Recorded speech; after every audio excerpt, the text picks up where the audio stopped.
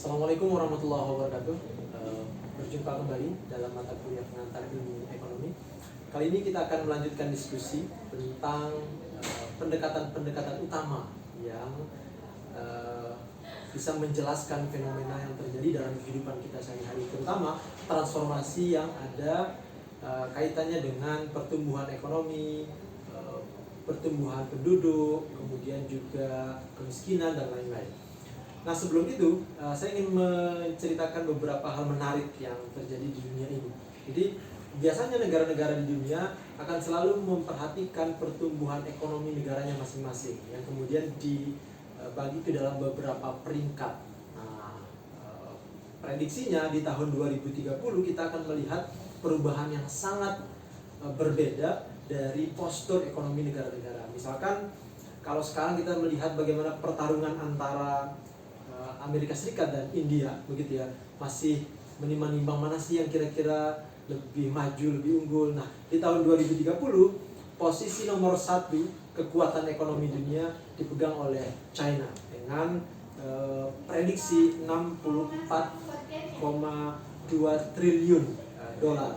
Nah, nomor 2 ternyata bukan Amerika, sudah disalip oleh India. India diprediksi menjadi negara nomor 2 dengan kekuatan ekonomi terbesar. Amerika Serikat nomor 3. Nah, yang menarik adalah nomor 4-nya adalah Indonesia. Nah, ini prediksi di tahun 2030. Indonesia diperkirakan punya kemampuan ekonomi 10,1 triliun US dollar. Dilanjutkan kemudian Turki, Brazil, kemudian ada Mesir, Rusia, Jepang, dan Jerman. Nah, ini dari sisi kekuatan dunia dalam 30 tahun ke depan. Nah, orang kemudian membagi ini berdasarkan apa sih yang terjadi, transformasi teknologi, perdagangan internasional, investasi, dan lain-lain. Tetapi dua ukuran yang sangat penting bagi melihat perekonomian sebuah negara adalah pertumbuhan ekonominya dan pertumbuhan GDP per kapitanya. Berapa sih dibagi jumlah income dan saving yang dimiliki oleh sebuah negara, kemudian dibagi jumlah penduduk. Nah, yang pertama tadi adalah pertumbuhan ekonomi per tahun atau per kuartal juga bisa dihitung.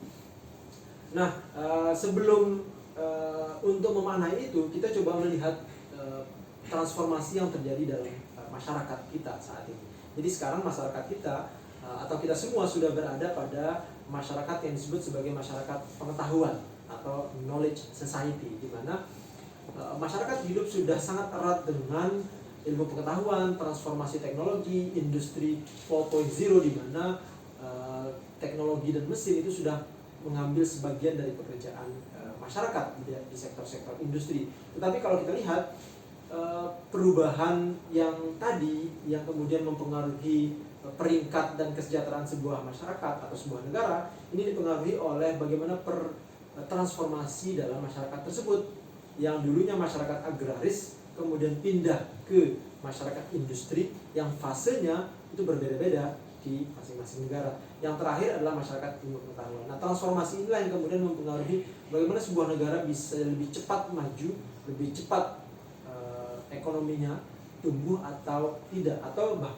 justru ada negara yang semakin lama, semakin kesini itu semakin terperosok ke dalam krisis. Di Eropa ada, di Afrika juga ada. Nah, tetapi yang paling penting sebenarnya untuk melihat, memaknai apa sih yang terjadi dalam kehidupan kita, sehingga baik pemerintah, masyarakat bisa memilih kebijakan yang tepat. Nah, ini ada beberapa pendekatan yang penting untuk kita pelajari. Nah, pada sesi kali ini kita akan belajar tentang 3 pendekatan utama dalam merumuskan atau memaknai atau menganalisis kebijakan ekonomi. Yang pertama adalah pendekatan klasik atau neoklasik dalam ekonomi. Yang kedua adalah pendekatan yang disebut sebagai Keynesian. Nah, yang ketiga pendekatan Marxian. Nah, ketiga hal ini punya pendekatan penekanan yang berbeda, khususnya melihat antara hubungan negara, pasar, dan masyarakat. Nah, mari kita lihat satu-satu. Nah, yang pertama adalah klasik dan neoklasik. Nah, ini seringkali disebut sebagai kebijakan yang menjadi cikal bakal dari kapitalisme. Nah, kita sekarang hidup di era di mana kapitalisme mendominasi ekonomi dan politik global, tidak hanya di negara-negara berkembang tapi juga di negara-negara maju. Apa sih proposisi dari kapitalisme, pendekatan klasik dan neoklasik ini? Yang pertama, ekonomi digerakkan dengan mekanisme pasar bebas. Jadi ekonomi itu baru bisa bekerja kalau orang diberikan kebebasan. Orang berdasarkan permintaan dan supply, gitu ya. Nah, hak kepemilikan individu harus diberikan seluas-luasnya. Sehingga pada level paling kecil ini sampai pada tahap bagaimana orang kemudian bebas berjualan apa saja, bebas beli apa saja, bebas memilih barang apa saja. Jadi ekonomi itu baru bisa bergerak kalau mengikuti standar keyakinan ini bahwa hak kepemilikan individu itu diberikan kebebasan. Nah, 3 faktor produksi, kapital, labor, dan land, yaitu uang, buruh, dan tanah, itu juga harus diberikan kebebasan dalam baik itu kepemilikan, baik itu pekerjaan, gitu ya, baik itu juga arus dari mobilitas kapital, sehingga bebas keluar masuk pasar. Jadi orang diberikan kemudahan untuk melakukan aktivitas ekonomi sesuai dengan yang mereka inginkan. Sehingga kalau ada kebijakan, maka kebijakan yang tepat menurut klasik dan neoklasik itu harus kebijakan yang memudahkan kebebasan dari aktivitas ekonomi itu. Jadi tidak boleh diberi aturan yang terlalu mengikat. Nah, kata penganut pendekatan ini, negara-negara yang sukses secara ekonomi adalah negara-negara yang mengadopsi itu. Nah, yang kedua adalah pendekatan yang disebut sebagai pendekatan Keynesian. Nah, Keynesian ini adalah pendekatan yang lahir sebagai kritik terhadap pendekatan sebelumnya, ya. Nah, kenapa demikian? Karena menurut Keynes, jadi yang mempelopori ini adalah seorang ekonom yang disebut sebagai John Maynard Keynes. Dia punya penilaian bahwa kalau ekonomi itu diberikan kebebasan untuk melakukan aktivitas sebebas-bebasnya, maka akan terjadi problem. Problemnya apa? Jadi ekonomi itu akan berjalan sangat cepat dan dia tidak bisa dikontrol. Nah, ibarat kalau Anda mengendarai sebuah kendaraan di jalan tol, ya, Anda diberikan biasanya kecepatan 100 km per jam. Tapi bagaimana kalau Anda lari di atas 250 km per jam? Apa yang terjadi?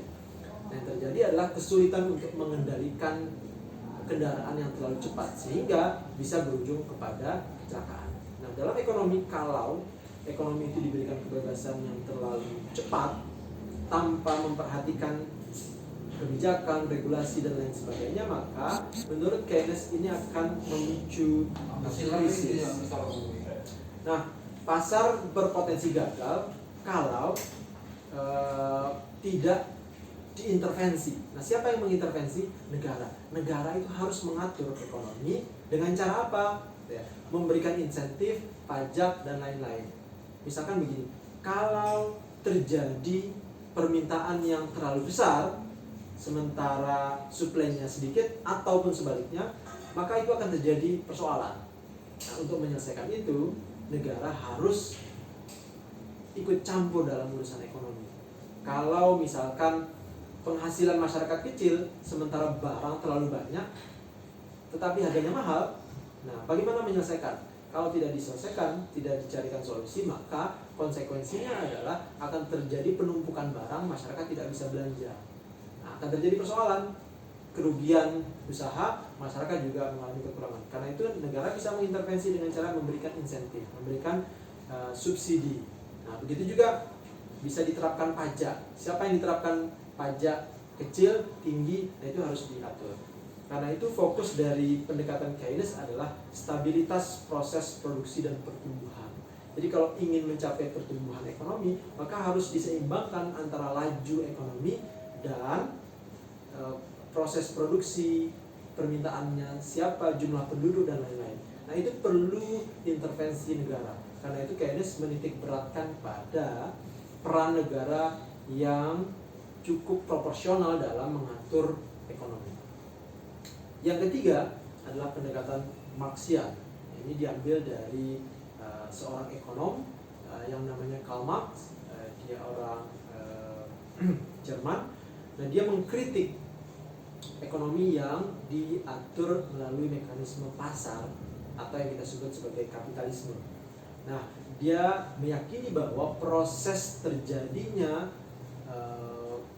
pertumbuhan ekonomi dalam mekanisme kapitalisme itu eksploitatif. Jadi kata Marx, ini justru merugikan kelompok buruh. Ya.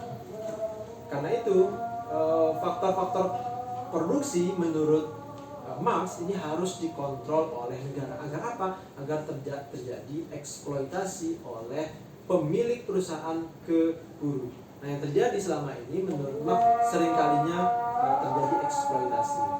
Karena itu kebijakan yang perlu dibangun adalah kebijakan yang berorientasi kepada kebijakan sosialisme. Apa sih? Negara menyiapkan seluruh regulasi, pelaku ekonomi membuat kontrak dengan negara. Sehingga apa? Yang diinginkan oleh pendekatan Marx adalah berkurangnya proses eksploitasi dalam pengelolaan ekonomi. Nah, itu 3 pendekatan yang kita diskusikan pada sesi kali ini. Mudah-mudahan kita bisa lanjutkan pada sesi berikutnya. 3 hal ini, 3 pendekatan ini bisa memberikan gambaran kepada kita mengapa sebuah negara mengambil satu kebijakan atau mengapa negara yang lain tidak mengambil kebijakan tersebut. Nah, ini bisa memberikan pemahaman yang paling tidak pengantar untuk kita diskusikan selanjutnya. Terima kasih, sampai jumpa kembali di lain waktu. Assalamualaikum warahmatullahi wabarakatuh.